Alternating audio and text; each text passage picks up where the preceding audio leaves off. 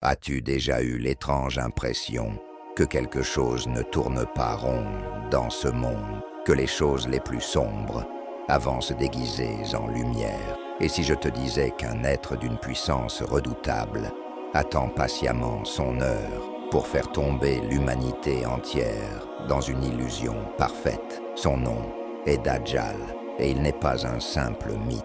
C'est une réalité effrayante, prophétisée par le prophète Mohammed, sallallahu alayhi wa sallam, annoncée par les signes du Coran, et aujourd'hui, plus proche que jamais. Dans cette vidéo, tu vas découvrir des vérités que très peu osent dévoiler. Qui est réellement le Dajjal? Où est-il caché en ce moment? Pourquoi des foules entières l'adoreront-elles comme un dieu? Et surtout, comment toi, simple croyant, peux-tu te protéger de cette épreuve terrible? Ce que tu vas entendre ici va te secouer, mais c'est une secousse nécessaire pour éveiller ton âme et te préparer spirituellement à ce qui vient. Parce que mon frère, ma sœur, le Dajjal est plus qu'un homme. C'est une idéologie, un poison lent qui s'infiltre déjà dans nos vies. Et maintenant, un détail très important. Plus de la moitié des personnes qui regardent nos vidéos ne sont pas abonnées à cette chaîne. Et pourtant, ici, on te révèle des vérités cachées, des signes oubliés et des clés précieuses pour te rapprocher d'Allah, subhanahu wa ta'ala. Alors, si tu crois que ce monde a besoin d'une lumière dans l'obscurité, abonne-toi maintenant, active les notifications et prépare ton cœur, car ce que tu vas découvrir pourrait sauver ta foi. Mon cher frère, ma chère sœur dans la foi, il existe une figure si redoutée, si énigmatique, que son simple nom fait frémir les cœurs éveillés à la réalité spirituelle, le Masih ad-Dajjal. Cet être, décrit par le prophète Mohammed, sallallahu alayhi wa sallam, comme le plus grand menteur de toute l'histoire, n'est pas une simple métaphore, il est réel. Le Dajjal représente l'incarnation vivante de la tromperie ultime, un danger spirituel d'une ampleur que peu peuvent imaginer. Il est au cœur des mystères du Coran, de l'islamique mysticisme, des vérités cachées que seuls les cœurs attentifs peuvent discerner. Il ne viendra pas brandissant des armes, mais par des mots doux et séduisants. Il offrira des illusions à ceux qui cherchent des vérités faciles. Le terme Dajjal vient de la racine arabe Dajjala, qui signifie tromper, couvrir de mensonges.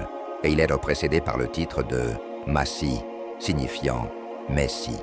Mais contrairement à Isa, alayhi salam, le véritable Messie, envoyé par Allah, subhanahu wa ta'ala, le Dajjal est un faux Messie, un imposteur, un acteur dans le théâtre eschatologique de la fin des temps.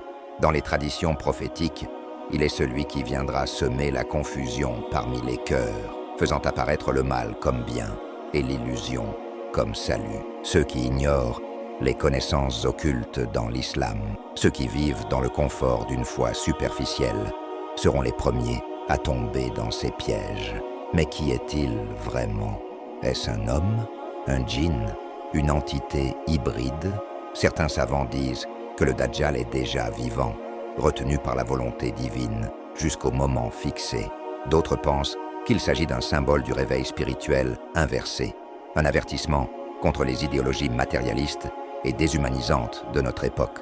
Mais quel que soit son visage, son essence demeure la même, un perturbateur des âmes, un destructeur de repères. Il sera le plus grand test jamais imposé à l'humanité, une épreuve que seuls les cœurs ancrés dans la philosophie islamique la plus profonde pourront traverser. Ce n'est pas une simple histoire destinée à faire peur, c'est une alerte cosmique.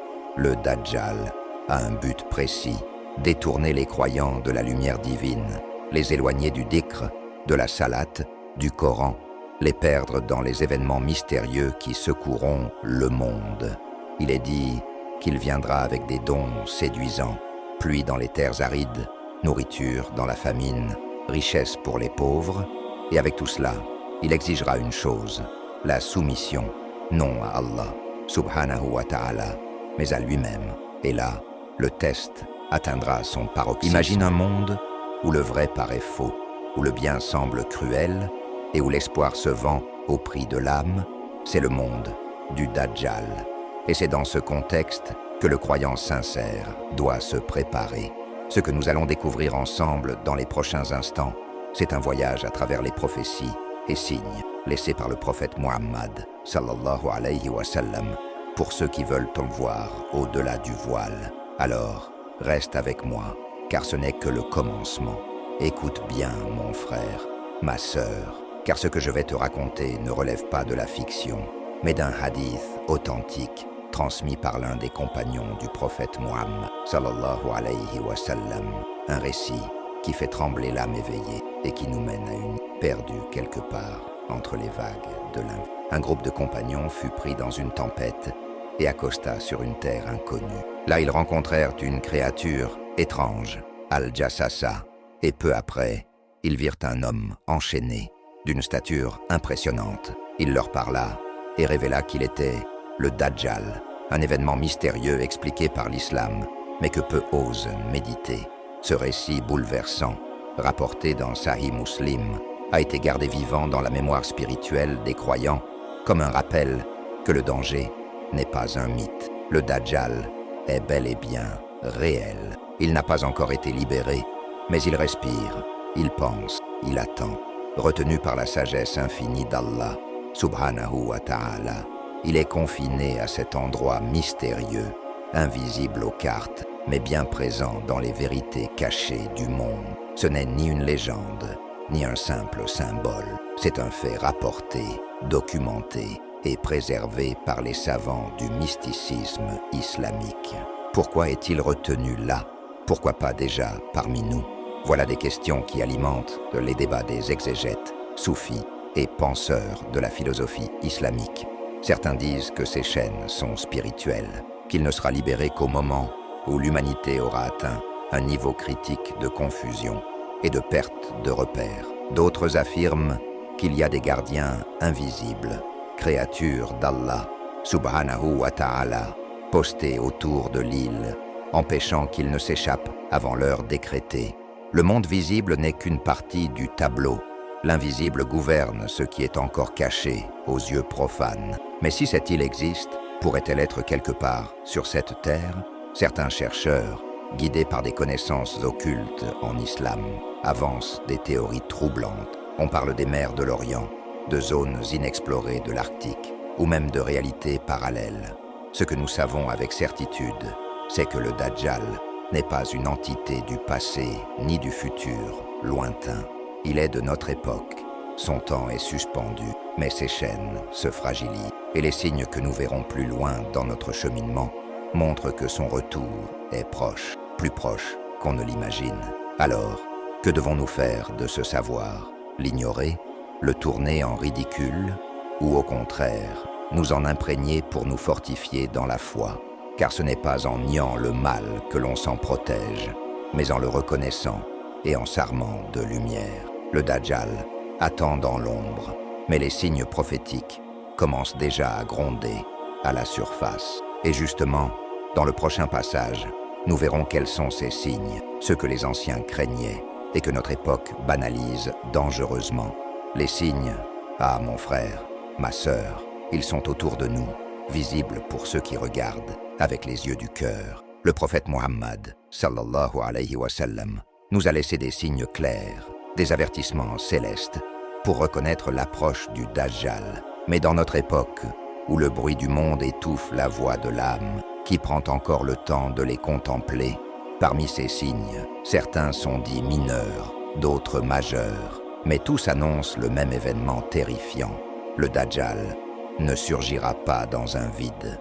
Il apparaîtra quand l'humanité sera prête à l'adorer, sans même le reconnaître. Parmi les petits signes, nous voyons déjà la banalisation du péché, la perte de la pudeur, l'effondrement des valeurs familiales et le règne du matérialisme.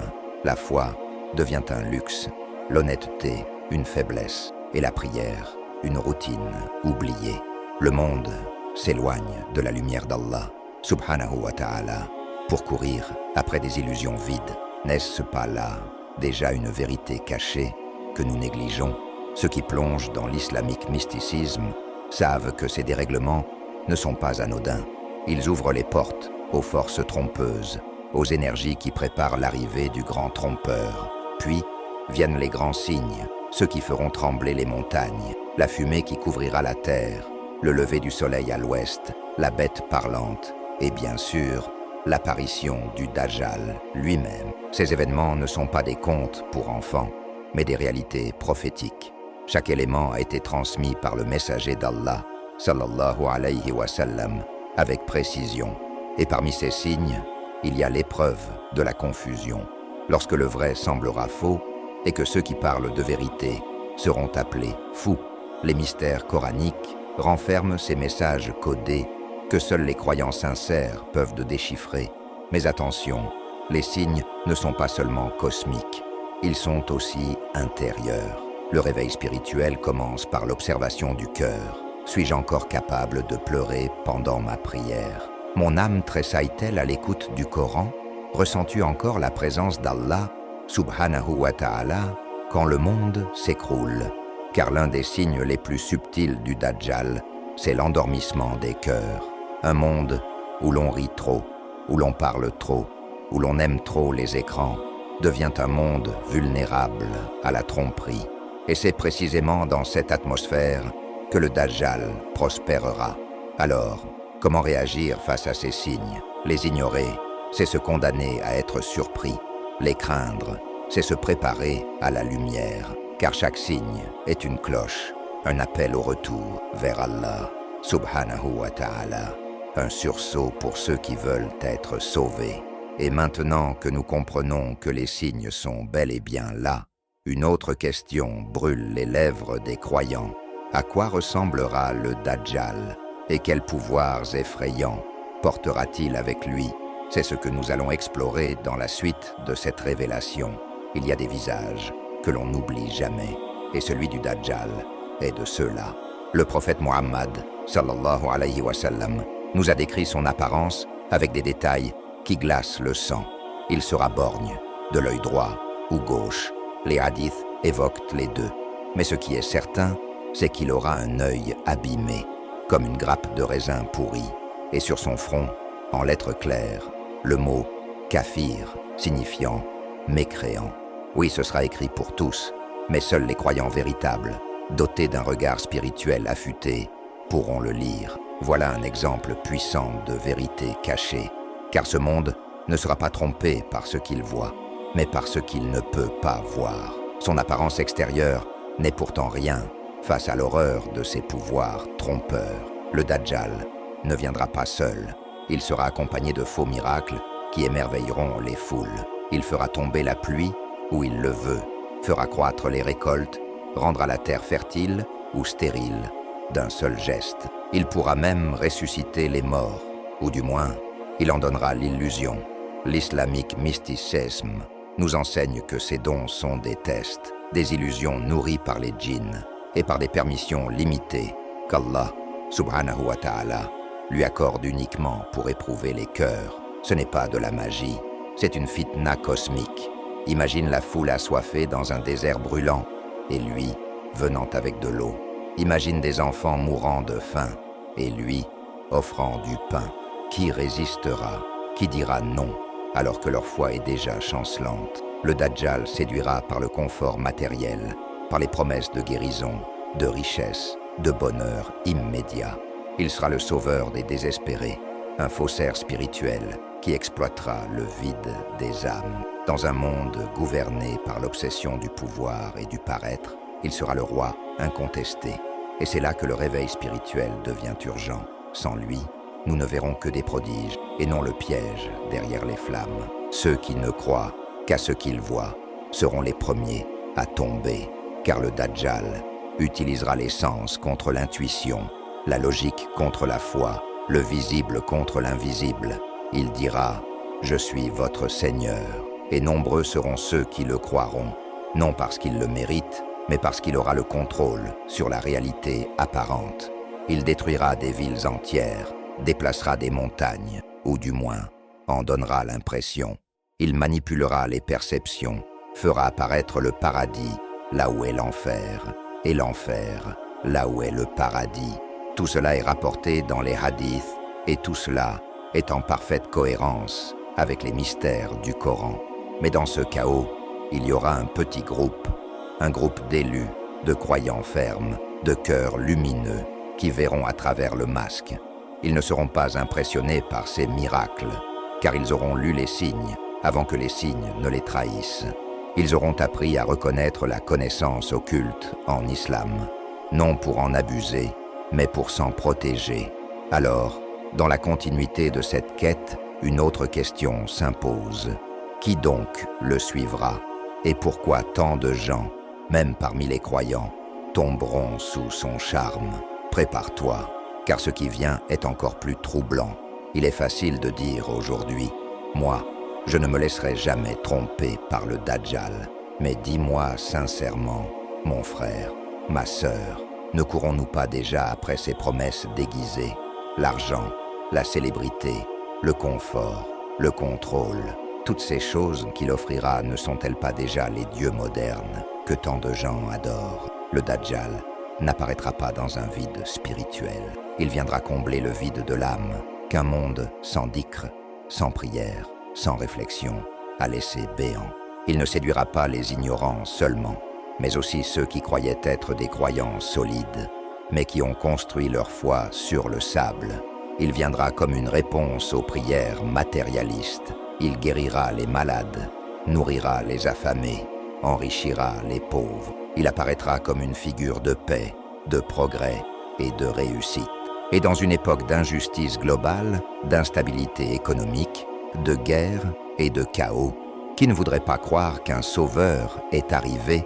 C'est là que réside son génie diabolique. Il n'imposera rien par la force.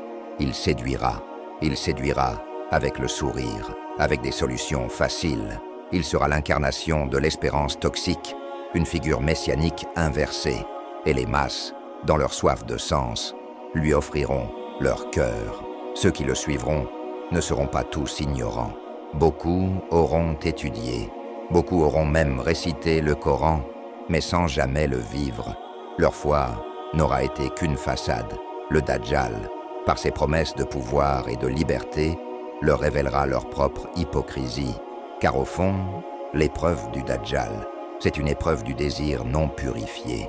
C'est le test ultime de ce qu'on aime vraiment.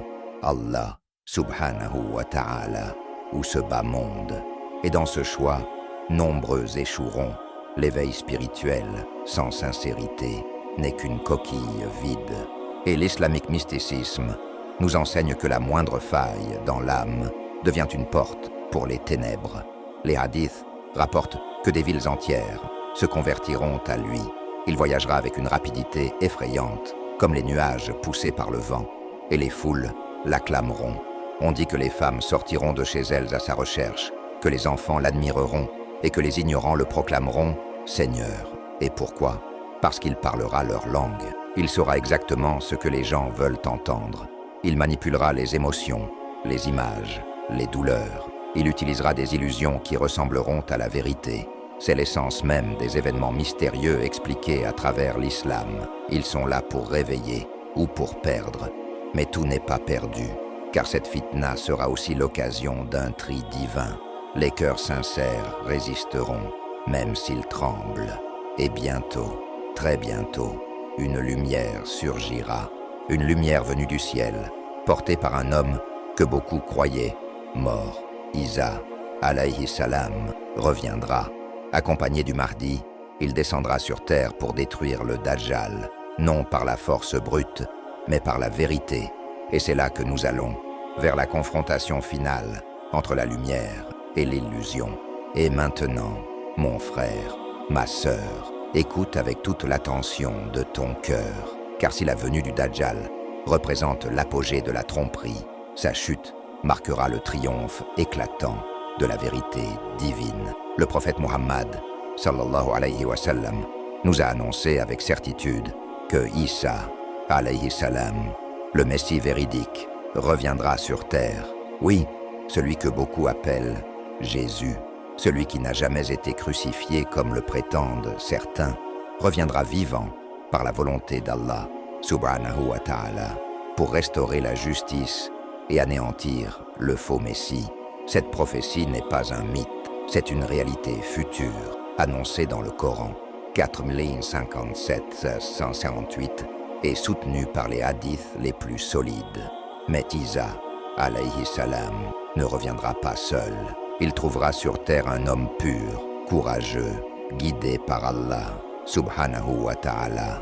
Le Mahdi, ce leader spirituel et politique, unifiera les croyants dans une époque de division extrême. Il ne sera pas un prophète, mais un homme d'une sincérité exceptionnelle, descendant du prophète Muhammad, sallallahu alayhi wa sallam, et dont l'apparition est un des grands signes de l'heure. Ensemble, le Mahdi et Isa formeront le duo sacré qui affrontera le Dajjal dans la confrontation la plus redoutable de l'histoire de l'humanité. Une scène décrite avec précision dans les prophéties et signes du monde islamique. Isa, alayhi salam, descendra à Damas, vêtu de vêtements légèrement teintés de safran, posant ses mains sur les ailes de deux anges. Il rejoindra les croyants en prière, menés par le Mahdi, et refusera de diriger la prière, affirmant « Ton peuple a été honoré par Allah ». Quelle humilité, quelle sagesse divine. Mais ce n'est pas seulement un acte symbolique, c'est l'union des cieux et de la terre, du visible et de l'invisible. Le moment où le mysticisme islamique devient réalité tangible. À partir de là, ils se mettront en route vers le Dajjal, et la bataille spirituelle ultime commencera. Le Dajjal, à la vue de Isa, alayhi salam, fondra comme le sel dans l'eau. Il tentera de fuir, mais sera rattrapé près d'une porte, en Palestine, appelée Bab al-Lud. C'est là que le Messie de vérité tuera le Messie de mensonge. Il ne s'agira pas d'une guerre classique, pas d'armes nucléaires, ni d'armées modernes. Non, cette guerre sera celle des âmes, et c'est la lumière de la vérité qui percera les ténèbres du mensonge. Une lumière que seul Isa, alayhi salam, peut incarner, lui qui est revenu non comme législateur, mais comme témoin de la parole divine et du réveil spirituel qu'elle engendre. Et que se passera-t-il ensuite? Le règne du Dajjal prendra fin, mais l'épreuve pour l'humanité ne sera pas terminée, car ce monde, une fois débarrassé du plus grand des menteurs, devra encore apprendre à se purifier, à reconstruire sur la base de la foi véritable. Et toi, mon ami, te demandes-tu maintenant, comment moi, simple croyant, puis-je me préparer à tout cela? Comment me protéger, moi et ma famille, de cette fitna terrible? C'est justement ce que nous allons voir dans le dernier et précieux enseignement. Mon frère, ma sœur, maintenant que tu connais l'ampleur de la menace, tu pourrais ressentir de la peur. Et c'est normal, mais souviens-toi, notre religion n'est pas une religion de désespoir. Le prophète Muhammad, sallallahu alayhi wa sallam, ne nous a pas seulement avertis du danger, il nous a aussi donné les clés de la protection spirituelle.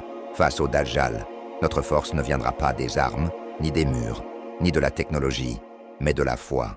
Une foi solide, enracinée dans le cœur, nourrie par l'amour sincère d'Allah, subhanahu wa ta'ala, et fortifiée par la connaissance mystique en islam. La première arme que le prophète, sallallahu alayhi wa sallam, nous a confiée, c'est la récitation des 10 premiers versets de la sourate Al-Kahf, chaque vendredi.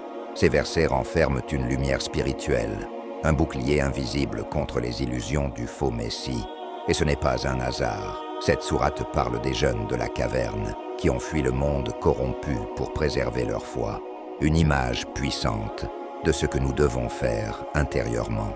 Fuir le bruit du monde pour entrer dans la caverne de la sincérité, dans le silence du cœur où réside la vérité. Deuxième conseil, fuis les zones de trouble. Lorsque tu entends parler de chaos, de révolte, de confusion, éloigne-toi. Le Dajjal se nourrit du tumulte. Il aime les lieux où la vérité est floue, où les passions sont en feu, où l'esprit est endormi. Préserve ta paix intérieure. Cherche les assemblées de dhikr, les cercles de science, les lieux où l'on parle encore de l'au-delà. Car c'est là que le croyant renforce son éveil spirituel. Et n'oublie jamais cette invocation que le prophète nous a enseigné de réciter à la fin de chaque prière. Ô Allah, je cherche refuge auprès de toi contre le châtiment de l'enfer, le châtiment de la tombe, les épreuves de la vie et de la mort, et contre le mal, de la fitna, du Dajjal. Troisièmement, éduque ta famille. Enseigne à tes enfants qui est le Dajjal, quels sont ses signes et comment s'en protéger. Ne les laisse pas être élevés par les écrans, par les célébrités ou les tendances qui préparent inconsciemment les cœurs à le recevoir. Remplis ta maison de Coran, de prières, de rappels, car le plus grand mystère coranique, c'est que celui qui vit selon ses enseignements se retrouve naturellement protégé du mal. Tu n'as pas besoin de tout comprendre, mais tu dois tout pratiquer. C'est dans l'action quotidienne que la lumière se manifeste. Enfin, garde la conscience que le Dajjal n'est pas uniquement une figure du futur. Il est aussi une idéologie, un esprit, une présence rampante dans notre époque. Il est là, dans la glorification de l'ego, dans la manipulation de la vérité, dans la dépendance au confort matériel. Se protéger du Dajjal, c'est apprendre à dire non aux mensonges du monde, et oui, à la lumière d'Allah, subhanahu wa ta'ala. Et ainsi, même si tu ne vis pas jusqu'à son apparition, tu seras déjà victorieux. Maintenant que nous avons exploré tout cela ensemble, es-tu prêt à voir au-delà du voile? Es-tu prêt à affronter les vérités que le monde préfère taire? Alors, il est temps d'ouvrir ce portail avec une parole forte, une introduction qui bouscule les âmes. Alors dis-moi, maintenant que tu as tout vu, crois-tu que le Dajjal est déjà proche? As-tu reconnu dans le monde d'aujourd'hui certains signes prophétiques? Partage ton avis dans les commentaires, ce que tu as ressenti, ce qui t'a interpellé et surtout, ce que tu comptes faire pour te préparer. Cette chaîne, le voile de l'invisible, est un espace pour ceux qui cherchent des vérités oubliées, pour ceux qui veulent voir au-delà de ce que le monde veut leur faire croire. Si ce contenu a touché ton cœur, abonne-toi maintenant et active les notifications pour ne rien manquer des révélations spirituelles à venir. Ta foi mérite d'être nourrie, protégée et éveillée. Et attention, le prochain épisode qui va apparaître à l'écran pourrait bien te dévoiler un autre secret puissant de l'eschatologie islamique. Ne le manque surtout pas, qu'Allah, subhanahu wa ta'ala, éclaire ton chemin. À très bientôt, ici, derrière le voile de l'invisible.